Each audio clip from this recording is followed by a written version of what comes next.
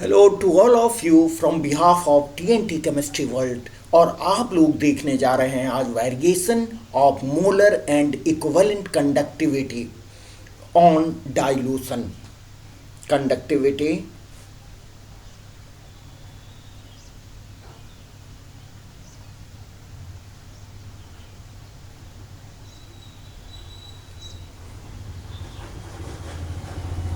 On dilution.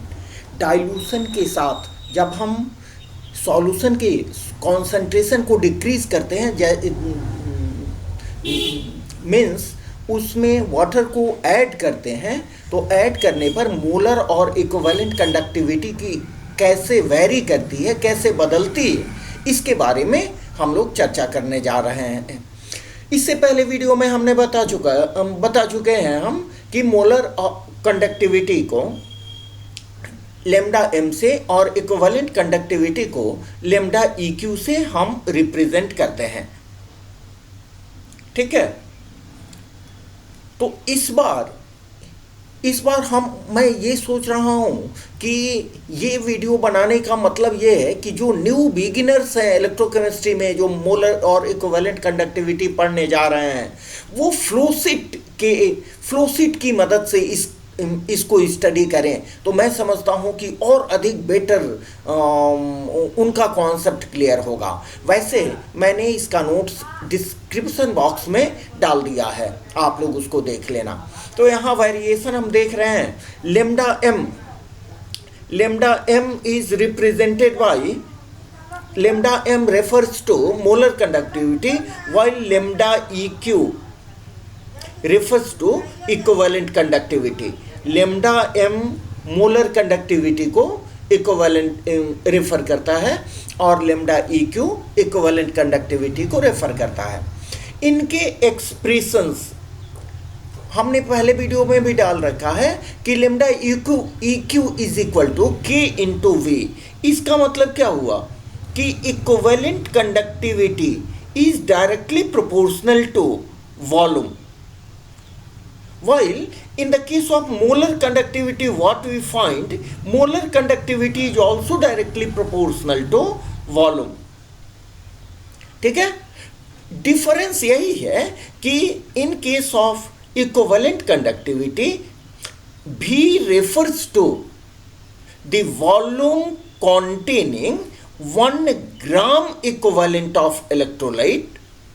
ठीक है, जबकि मोलर कंडक्टिविटी के केस में V refers to volume containing 1 mole of electrolyte. Volume of solution जिसमें 1 मोल ऑफ इलेक्ट्रोलाइट डिसॉल्व है, वो मोलर कंडक्टिविटी के वॉल्यूम के केस को रिप्रेजेंट करता है, और इक्विवेलेंट कंडक्टिविटी वैसा वॉल्यूम जिसमें 1 ग्राम ऑफ इक्विवेलेंट डिसॉल्व है। ठीक है, तो इक्विवेलेंट कंडक्टिविटी डायरेक्टली प्रोपोर्शनल होता है वॉल्यूम के, that volume which contains 1 gram equivalent of electrolyte, while in case of molar conductivity it is directly proportional to V which is containing 1 mole of electrolyte। अब अगर इन दोनों equation से if we observe from both of these equation what you find is that, आप क्या देखते हो, obviously for both strong and weak electrolytes, strong और weak electrolytes दोनों के केस में इक्विवेलेंट कंडक्टिविटी और मोलर कंडक्टिविटी दोनों ही डायरेक्टली प्रोपोर्शनल है वॉल्यूम के। ठीक है, तो स्ट्रॉन्ग और वीक इलेक्ट्रोलाइट्स के केस में इक्विवेलेंट कंडक्टिविटी और मोलर कंडक्टिविटी दोनों इंक्रीज करेगा ऑन डाइल्यूशन बढ़ाने से दोनों इंक्रीज करेगा, but because in both the cases both the conductivities are directly proportional to volume. अरे यार, बिल्कुल सिंपल सी बात है, दोनों इक्विवेलेंट कंडक्टिविटी और molar conductivity is directly proportional to volume. इसका मतलब वॉल्यूम बढ़ाओगे तो इक्विवेलेंट कंडक्टिविटी और मोलर कंडक्टिविटी दोनों बढ़ेगी, इसमें कौन सी बड़ी बात है यार। ठीक है, और इंक्रीज इन वॉल्यूम का मतलब क्या हुआ, जब उसके कॉन्सेंट्रेशन को हम डिक्रीज करते हैं। तो दोनों चीजें ध्यान में रखें। अब देखें, अब स्ट्रॉन्ग और वीक इलेक्ट्रोलाइट्स के केस में जो रीजन्स होते हैं वो रीजन्स डिफरेंट होते हैं। देखिए यहां हमने लिखा है रीजन्स आर डिफरेंट। तो ये रीजन्स क्या होते हैं, इनको हम लोग ठीक से देखें। देखिए हमने यहां बनाया है कि ऑन इंक्रीजिंग डाइल्यूशन, डाइल्यूशन को हम बढ़ा रहे हैं, वॉल्यूम को बढ़ा रहे हैं, वाटर इसमें ऐड कर रहे हैं। तो स्ट्रॉन्ग इलेक्ट्रोलाइट्स के केस में क्या होगा, स्ट्रॉन्ग इलेक्ट्रोलाइट्स के केस में क्या होगा, डाइल्यूशन बढ़ाने से स्ट्रॉन्ग इलेक्ट्रोलाइट्स के केस में क्या होते हैं, strong electrolytes are 100% ionisable, completely ionisable होते हैं। तो एक कॉन्फाइंड वॉल्यूम में, लिमिटेड वॉल्यूम में उनके आयंस प्रेजेंट होते हैं। तो लिमिटेड वॉल्यूम में जब बहुत से आयंस प्रेजेंट होंगे तो क्या होगा, आपस में लड़ेंगे, नहीं आपस में लड़ेंगे मीन्स उनमें इंटर आयनिक इंटरफियरेंस क्रिएट होगा, जिसको हम बोलते हैं इंटर आयनिक अट्रैक्शन। उनमें कम कॉन्फाइंड वॉल्यूम में इंटर आयनिक अट्रैक्शन अधिक होता है, लेकिन हम जब डाइल्यूट करेंगे, डाइल्यूशन बढ़ाने पर वो अट्रैक्शन डिक्रीज करता है। तो वो अट्रैक्शन डिक्रीज करेगा तो दोनों के बीच फोर्स ऑफ अट्रैक्शन टूटेगा, जिससे कि जो भी आयंस होंगे वो जल्दी जल्दी दौड़ने लगेंगे। That means mobility of ion will be increased और speed of ion will be increased. तो स्पीड ऑफ आयन इंक्रीज होगा, जल्दी दौड़ेंगे, तो आयंस के मोबिलिटी के कारण, दौड़ने के कारण ही आयनिक कंडक्टिविटी, दैट मीन्स मोलर या इक्विवेलेंट कंडक्टिविटी होती है, जिससे स्ट्रॉन्ग इलेक्ट्रोलाइट्स के केस में डाइल्यूशन बढ़ाने से क्या होगा, उनकी मोलर और इक्विवेलेंट कंडक्टिविटी दोनों बढ़ेगी। देखिए यहाँ कॉन्सेंट्रेशन, इंटर आयनिक अट्रैक्शन डिक्रीज होगा डाइल्यूशन बढ़ाने से, डाइल्यूशन बढ़ाने से डिक्रीज होगा तो उनकी आयनिक मोबिलिटी नेचुरली इंक्रीज होगी। आयनिक मोबिलिटी ऑफ आयंस इंक्रीजेज, जो आयंस हैं उनकी आयनिक मोबिलिटी इंक्रीज होगी तो उनकी कंडक्टिविटी बढ़ेगी। अब देखिए in case of weak electrolyte what we find, weak electrolytes के केस में हम क्या पाते हैं। देखिए वीक इलेक्ट्रोलाइट्स के केस में, weak electrolytes is very feebly ionizable, बहुत कम आयोनाइज हैं। जैसे 100 मॉलिक्यूल्स आपने उनका लिया तो 4-5, 2-3 मॉलिक्यूल्स ही आयोनाइज होते हैं। तो 2-3 लिमिटेड एरिया में 2-3 मॉलिक्यूल होंगे, आयनिक स्पीसीज होंगे, तो नेचुरली वो अपने अपने जगह पर होंगे, उनके बीच झगड़ा होने का सवाल ही नहीं है। That means no question of ionic interference. इनके केस में आयनिक इंटरफियरेंस होने का कोई सवाल ही नहीं है। आयनिक इंटरफेरेंस होने का कोई सवाल ही नहीं है। क्यों सवाल नहीं है?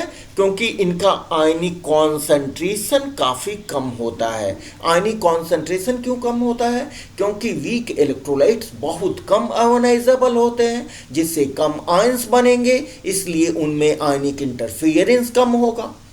ठीक है, लो आयनिक कॉन्सेंट्रेशन होगा। क्यों भाई? That is caused by law degree of dissociation, low degree of dissociation और लो डिग्री ऑफ आयोनाइजेशन, जिसको हमने पिछले वीडियो में आपके सामने आप देख लेना, डिग्री ऑफ डिसोसिएशन टाइप करके आपको मिल जाएगा। डिग्री ऑफ डिसोसिएशन माने बहुत कम, टोटल मॉलिक्यूल्स के बहुत कम वो आयोनाइज होते हैं, जिसके कारण कम आयंस प्रोड्यूस होंगे। कम आयंस प्रोड्यूस होंगे तो उनके बीच इंटर आयनिक अट्रैक्टिव फोर्सेस डाइल्यूशन बढ़ाने से कम होंगे या अधिक होंगे, इसका कोई मतलब नहीं बनता है। अब देखिए, डाइल्यूशन बढ़ाते हैं, डाइल्यूशन बढ़ाते हैं तो उनका डिग्री ऑफ आयोनाइजेशन बढ़ता है। डिग्री ऑफ आयोनाइजेशन बढ़ेगा तो नंबर ऑफ आयंस बढ़ेगा, नंबर ऑफ आयंस बढ़ेगा तो उनकी मोबिलिटी बढ़ेगी। लेकिन यहाँ क्वेश्चन होता है कि आयनिक इंटरफेरेंस का कोई सवाल नहीं है क्योंकि लो डिग्री ऑफ डिसोसिएशन होता है, ठीक है, जिसके कारण उनकी mobility of ions is unaffected on dilution due to above reasons. इन ऊपर लिखे कारणों के चलते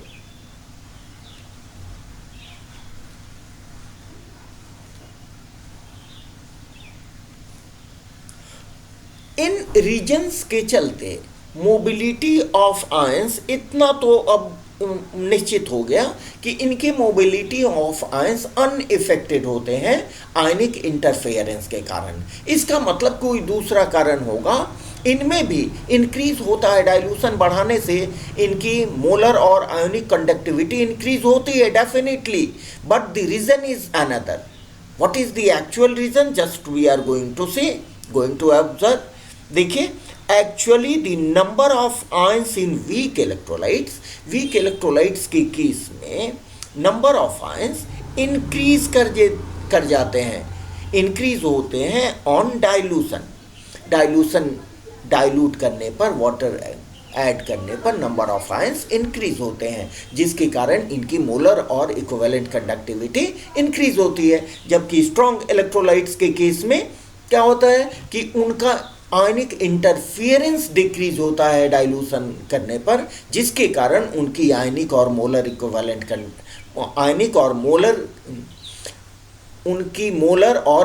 कंडक्टिविटी इंक्रीज होती है। समझ रहे हैं मेरी बात?